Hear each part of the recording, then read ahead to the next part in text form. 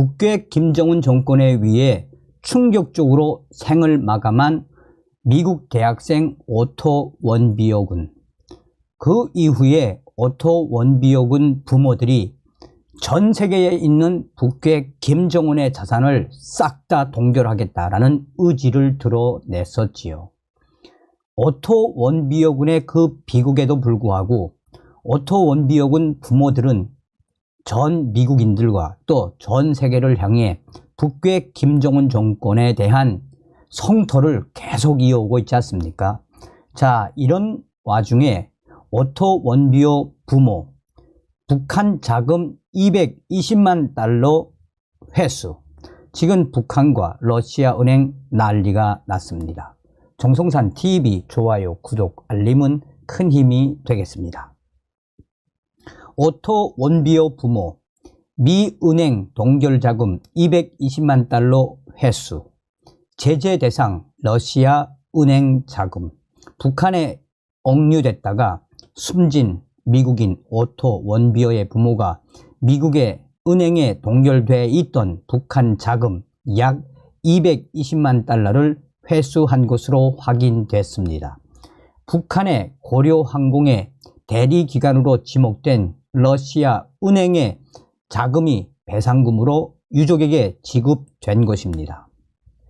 미국 뉴욕 남부 연방법원이 미국 은행에 예치된 북한 자금을 오토 원비어의 부모에게 지급하라고 판결했습니다.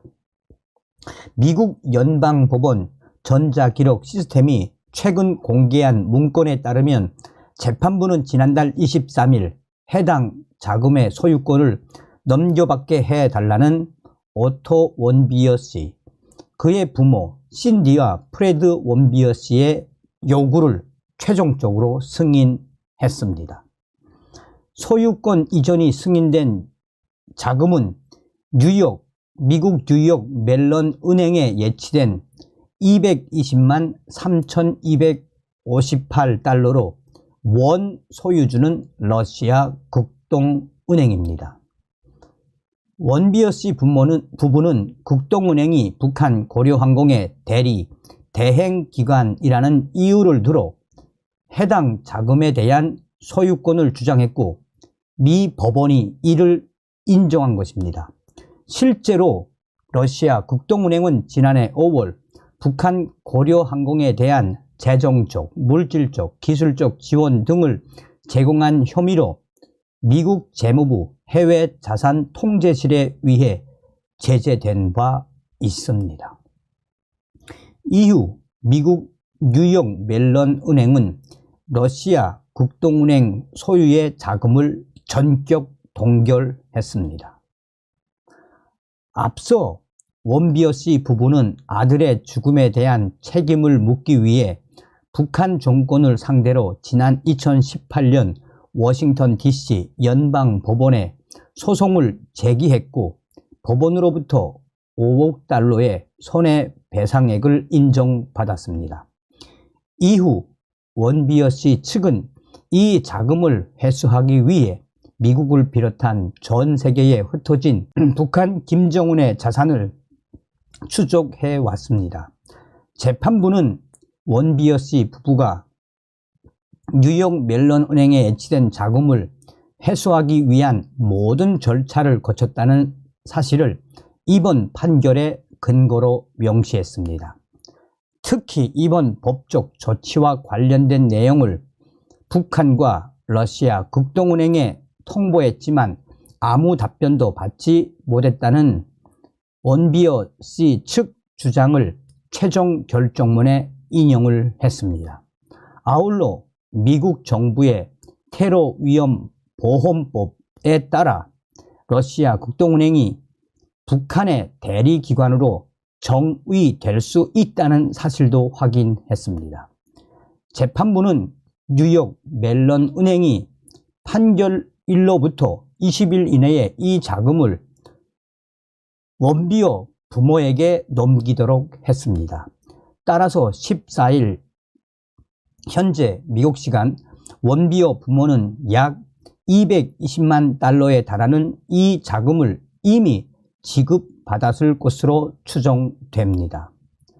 원비어 씨 부부가 북한 자산을 회수한 건 이번이 처음은 아닙니다. 지난 2019년 원비어 씨 부부는 북한산 석탄을 불법 운반하다 인도네시아 당국에 의해 억류된 뒤 미국 정부에 몰수된 북한 선박 와이즈 어네스트호에 대한 소유권을 주장해 이후 매각 대금 일부를 건네받은 것으로 전해졌습니다. 또 지난해 1월에는 뉴욕의 한 금융기관이 동결한 북한 조선광선은행 자금 24만 336달러를 찾아내 회수했습니다. 원비어 씨 부부는 매년 재무부 해외자산통제실이 차단한 북한 자금에 대해서도 꾸준히 확인 작업을 벌이고 있습니다. 이를 통해 2020년에는 미국의 웰스 파고와 JP모건 체이스 등의 북한 관련 자금 2,379만 달러가 예치된 사실을 파악했으며 지난해 2021년에는 재무부가 보유한 북한 자산 3,169만 달러의 구체적인 정보를 확인했습니다. 이번 재판부의 결정이 지난 2019년 미 의회가 통과시킨 오토 원비어 북한 핵 제재 강화법과 관련이 있다는 점도 주목이 됩니다.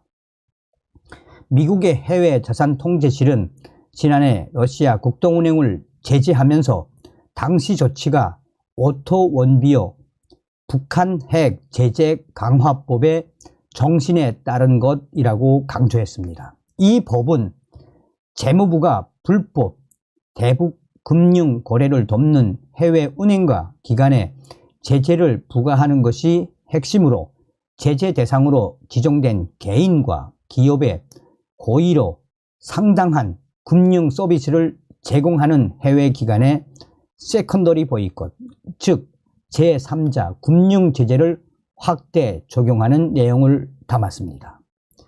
북한과 직접적으로 관련된 자금뿐만 아니라 제3자 대북 금융 제재 대상의 자금에 대해서도 소유권을 주장할 수 있는 길이 열린 것인데 원비어 씨 부부가 아들 이름을 딴 이 법의 첫 수혜자가 된 것입니다.